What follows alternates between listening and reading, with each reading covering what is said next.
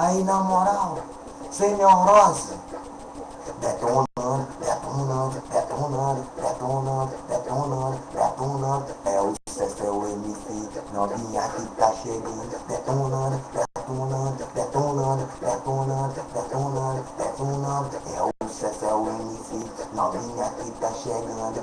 Aí na moral, essa aqui vai para as gordinhas, hein?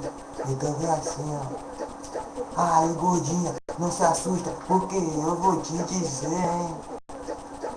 Aí na moral, sem neurose, excesso de gostosura é o que existe em você. Aí gordinha, não me assusta, porque eu vou te dizer. Esse excesso de gostosura, o que existe em você.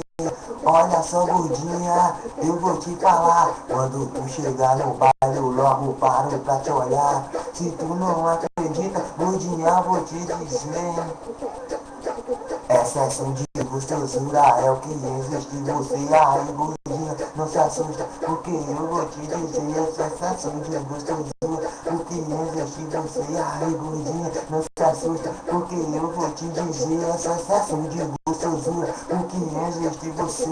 Adoro ver você dançando, olhando pra mim, rebolando gostoso, faz a posição do primo.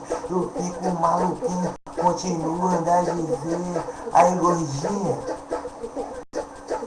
excesso de gostosura é o que existe em você. Aí gordinha, não se assusta, porque eu vou te dizer. Esse excesso de gostosura, o que existe em você. Aí gordinha, não se assusta, porque eu vou te dizer. Esse excesso de gostosura, o que existe em você. Olha só gordinha, eu vou te falar. Quando tu chegar no baile, eu logo paro pra te olhar. Se tu não acredita, gordinha, vou te dizer. Excesso de gostosura é o que existe em você. Aí gordinha, não se assusta, porque eu vou te dizer. Esse excesso de gostosura, o que existe em você. Aí gordinha, não se assusta, porque eu vou te dizer. Esse excesso de gostosura, o que existe em você.